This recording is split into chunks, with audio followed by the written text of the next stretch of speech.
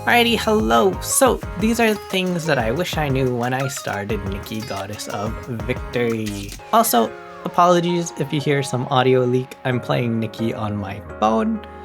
I haven't downloaded the PC version yet. I will. Alrighty, so number one, as you can see in the outpost defense, you get a whole bunch of credits, blue stuff, some pieces of armor, and very few reds. I mean, core dust. I just call it yellow, blue, red. Yeah. But anyways, so at the very start of NIKKE, when it was first released, many content creators were saying you need the red stuff, the core dust, the most. Which is true if you are going to be whaling. If you're a free-to-play player, or at least a light spender, like me, I've only bought the monthly card at most.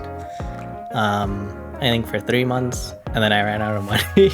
So for the most part, you will need credits. Why do you need credits the most? Because credits are the most important.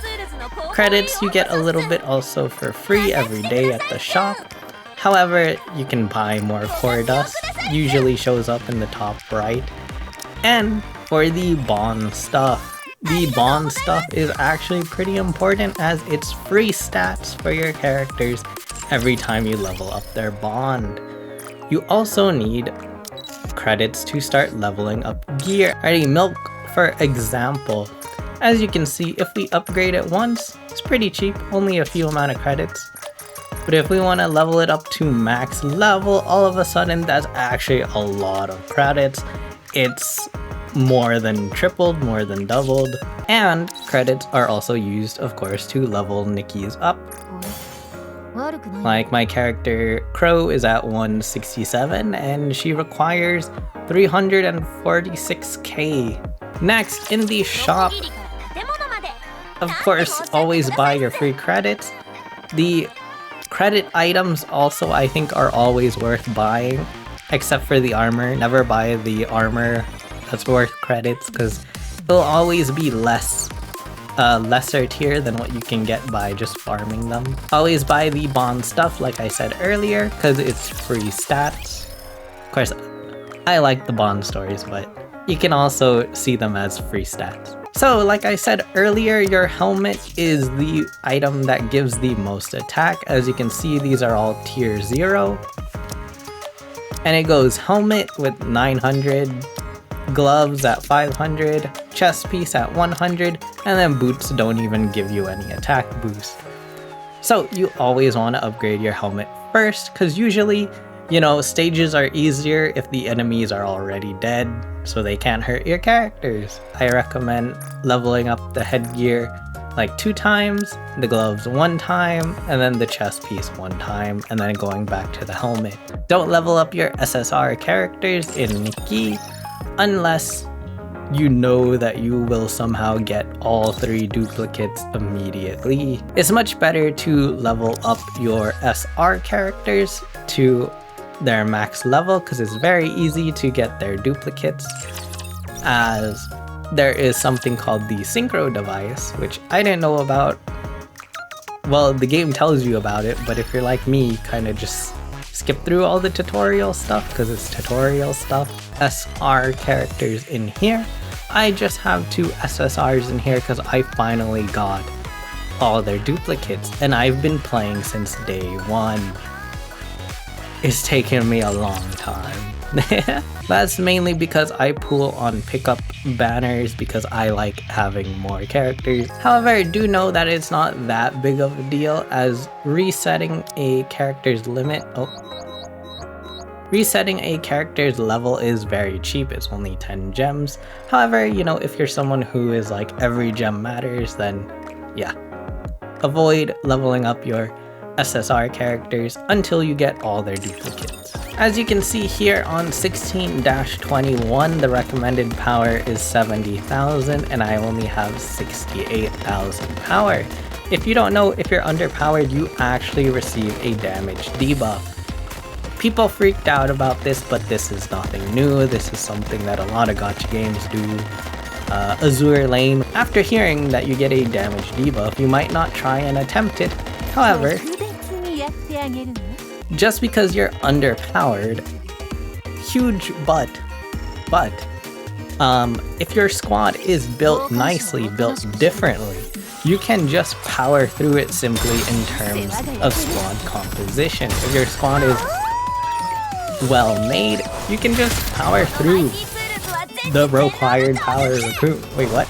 You can power through not having enough power. That's the way to say it. I'll have 16-21 play out so you guys can see what I mean. As you can see, I was underpowered and they blew through the starting part, and now they are going to tear apart the boss. If anything, all I'd have to do is maybe make them focus on the boss, because sometimes when I do auto, because I'm lazy, they won't focus the boss. But as you can see, they're still tearing apart all the enemies, and they killed the boss with 57 seconds left. So just because you're underpowered doesn't mean that you can't do the stage. So continuing on this point though, anyways, Tribe Tower.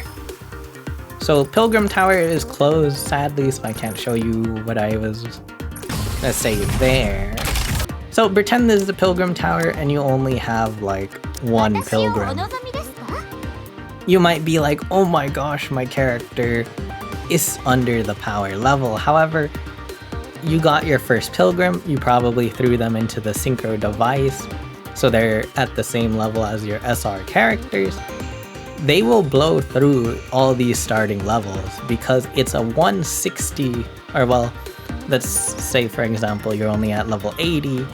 It's a level 80 Pilgrim in a level 1 stage, so just because your tower says you don't fit the power and you only have one character doesn't mean it's impossible. So next up is make sure to check your damage reports. So I'll go to the shooting range real quick so my characters can do some damage. The reason why you want to focus on looking at your damage reports is earlier Moderna was actually way more stronger than Haran, but after a little while Haran is now stronger. Oops. I'm gonna let it keep going to the next burst phase and then I'll open it again and show you the next part. Alrighty, so Moderna's burst 3 has just started. I'm gonna pause it again, and as you can see, she just completely blew Haran out. Almost already past double, or actually, yeah, almost past double the amount of damage Haran did on her burst. This is because snipers deal lots of burst damage really fast and can outdamage people in the early stages. However, LMGs, especially Moderna, are very, very strong at long engagements, especially in the shooting range where enemies don't die immediately. Alrighty, so AFK rewards. If you want to save the story for one big play session, which is what I like doing, that's good, that's what I do. However, do keep in mind that the AFK rewards increase based on story progression.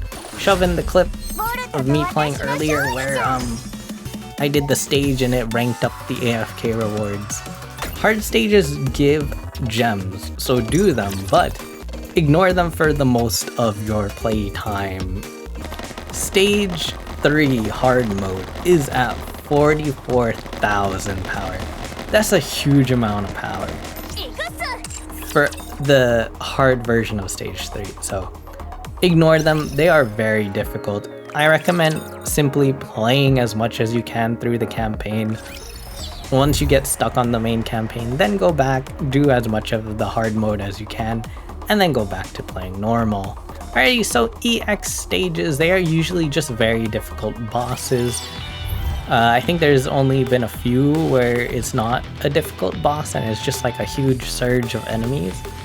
But basically, they're not that difficult. You might struggle with them if you're doing them the second they pop up. I recommend leaving them for a bit and then coming back once you clear the next chapter. In other words, clear the chapter first, then go back and do them. They also give you gems, a decent amount of gems. Like this one gives 300. I like using EX stages as banks, basically. if there's a character out that I really want and I don't have enough gems, then I go back and do the EX stages. I think they're a great emergency savings base. Anyways, I hope you enjoyed the video. Please remember to like and subscribe, and see you next time.